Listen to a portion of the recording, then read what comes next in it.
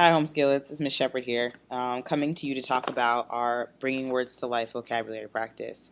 I wanted to run through an example of one of the vocabulary words, fake vocabulary words that I made up, so that you have a better understanding of what I expect from you as we move forward with this assignment. So, our words for this week in the Bringing Words to Life are barren, equinox, and observe, and they go with our unit, which is talking about finding patterns in nature. We are not going to look at these words, though, for this practice. I made up a totally different vocabulary word. It's 2 words. That's why I do this. And I'll explain right now. So the directions ask us to use the chart below to include information about each word. Do not forget to write each word at the top of the chart and write the part of speech. If you forget how to do either of these things, it costs you points. So I want to make sure I get a 100 because I'm smart and I want people to know it. So it asks me first to write the vocabulary word and the part of speech here. So I've done part of that already. My sample vocabulary word for this particular assignment is going to be Georgetown University. I told you it's 2 words. I know that Georgetown University is both a place and a thing, and so I'm going to write that it is a noun. Okay, so now I have the name of the school, and then I also have the part of speech. So the next thing that I have to do is use this box, the next box right below it, to write the definition of the word. Okay, that should be easy. Georgetown University, definition: the greatest and best school in the world. Done. Okay. All right. So now that I've written my definition, my next step is going to be in the box that is on the right side to write 1 sentence using a context clue for the vocabulary word. Now, this is the part that I want us to focus on because it seems like we're having a bit of an issue understanding what a context clue is. And even if we're not understanding what a context clue is, it's hard for us to actually make a context clue ourselves. So the way that I try to envision this or imagine this is by pretending that I am creating a clue for a game.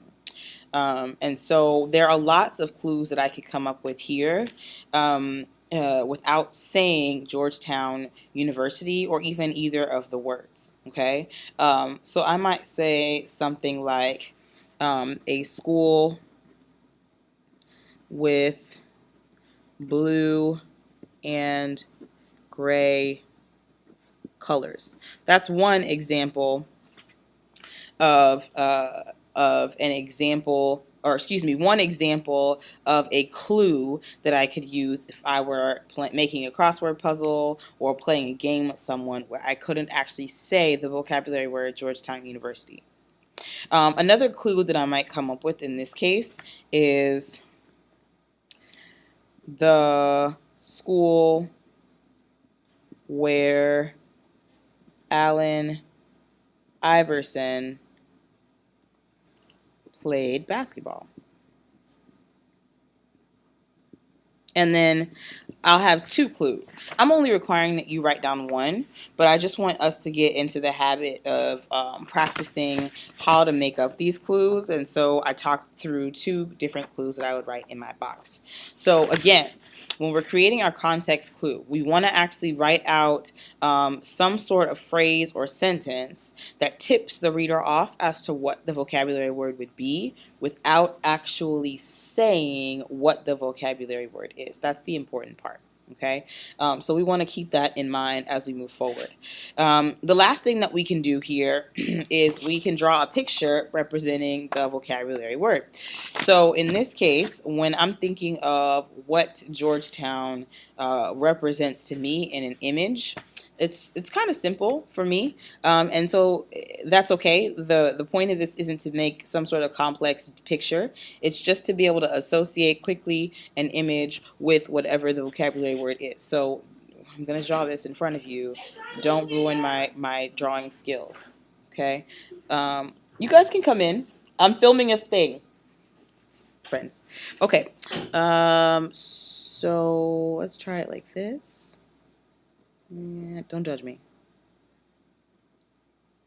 have like an image kind of, sort of.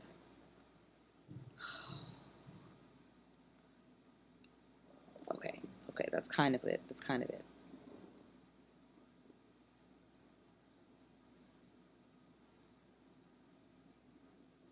I mean, maybe I could have done better, but you're gonna get the point. Okay, okay. So I drew a Georgetown G. Are my skills the best skills? That's not the point. The point is, I was able to draw a graphic representation of what I think Georgetown represents in an image to me. Okay, so this is how you are going to fill out your entire bringing words to life vocabulary practice each time you get it. And so this is going to be something hopefully that becomes sort of routine for us, so that the quality of our thinking is what we're able to focus on, rather than whether or not we are actually on topic or focused on providing the correct information. Okay, so I hope that was helpful, and we will practice more this week. I look forward to seeing everyone in class. Thanks so much for your time.